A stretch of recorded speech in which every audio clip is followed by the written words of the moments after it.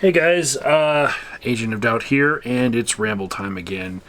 This is actually a continuation of a video I did a couple days ago called Is Ralph Northam a Victim of Listen and Believe Culture? And in the days since I made that video, more has come out. Not about his story, but about some others that fit the theme of what I was talking about, and so I decided to make another video. So to recap from that video, the governor of Virginia, he had some news come out that in his yearbook, on the page where all the pictures of him were supposed to be, there was a picture of a guy in blackface next to a guy in a KKK outfit. And so initially that day, he apologizes for it when the news comes out, but then the next day, he's retracting that apology and saying, no, it wasn't me, actually, but nobody believes it. And my video was about his initial response, which was to apologize for it. Because now, he doesn't want to apologize. He wants to assert that it wasn't him. But his initial response was probably under a lot of pressure from other Democrats calling him up and saying, if you want to have another run at being governor, if you want to protect your career, you better apologize right now. They were probably blowing up his phone left and right. And all of his staffers were probably saying the same thing. It doesn't matter if you remember doing it. You better apologize because they've got the evidence, And so he immediately apologizes. And then, after better inspection of what was going on, he's like, hey, wait a second. That's not me. That's not me in the photo. So now we've got things ranging from the Washington Post to the Reverend Al Sharpton calling him for him to step down, even though he at first apologized and prostrated himself, and now he's saying, well, it wasn't me. They're like, no, we're not buying it. You apologized, so now you got to own it. It was you. It doesn't matter if we can compare the facial features or the shape of the hands or the height, by extrapolation from the photo.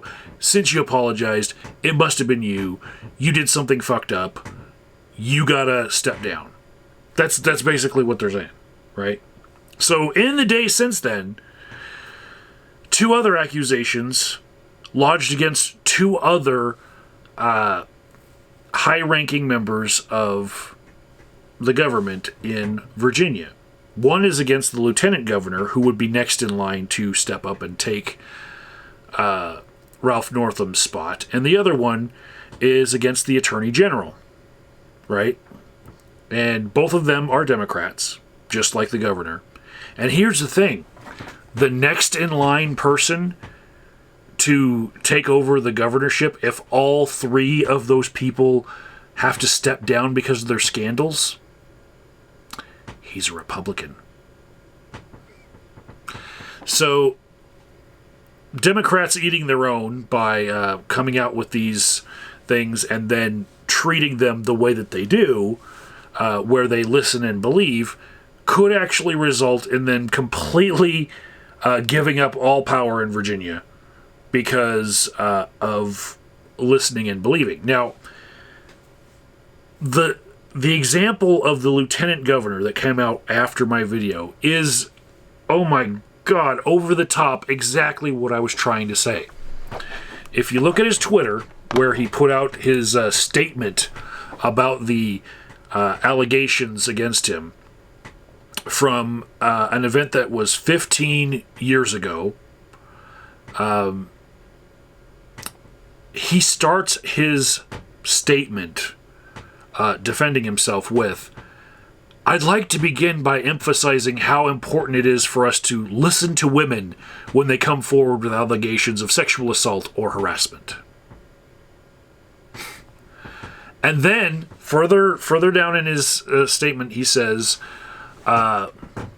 I wish her no harm or humiliation, nor do I seek to denigrate her or diminish her voice. But I cannot agree with a description of events that I know is not true. Okay. So he's actually contradicting himself there. You know, you don't want to denigrate what she's saying, but you're basically saying she's lying. You know, you're saying your version of events is the truth and hers is not. That is inherently saying that her word is worth less than yours because you have the truth and she does not. It's totally baffling how he can have those two sentences right next to each other, you know. But that's how he has to couch his own defense of himself.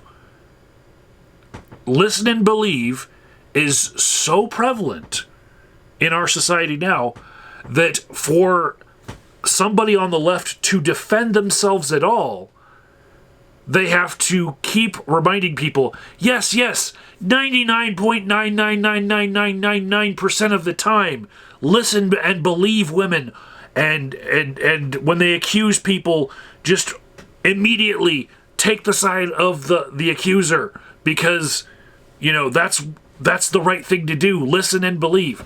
And then, but this one instance that's me, please, make me the exception, you know?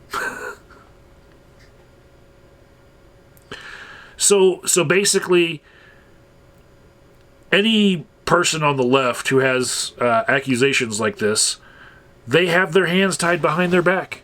They cannot defend themselves properly because within their own defense, they have to tell people, oh, but, you know, take her seriously, please. You know, even though I'm saying that she's lying, don't harass her. Don't go over there and accost her because her opinions are valid. And, you know, but she's wrong because, you know, she's lying about me. But they won't even say lying. They won't even say lying. They'll beat around the bush with that part, you know. So he says, I can't agree with a description of events that I know is not true. He can't even fucking say she's lying. You know? And that is a horrible weakness that the Democrats have now. Now, the third example, the AG. Oh, God. So, the Attorney General, seeing these other two being paraded around in the media as horrible examples that need to step down, he searches his own past, knowing that he is the only thing in the succession of who can become governor after people step down and step down and step out. The AG knows that he's next, and he's the only thing in the way before a Republican is in line to take the governorship. You know, he's in line. So he searches his own past. He's like, what are they going to come up with about me? What can I get ahead of by just coming out and saying it and admitting it before some rag comes and makes accusations about me? Because the periodical that made the original story about the Virginia governor is the same one that made the story about the lieutenant governor. You know, both stories originated from the same place. So it's not too far-fetched to think that there is a conspiracy to attack all three Democrats in line for being governor to pave the way for this Republican. So that's what's on his mind when he says, you know what? Way back in the day, I was part of a group that dressed up pretending to be rappers for a performance, and we wore wigs and darkened our skin. And of course, it's called blackface, right?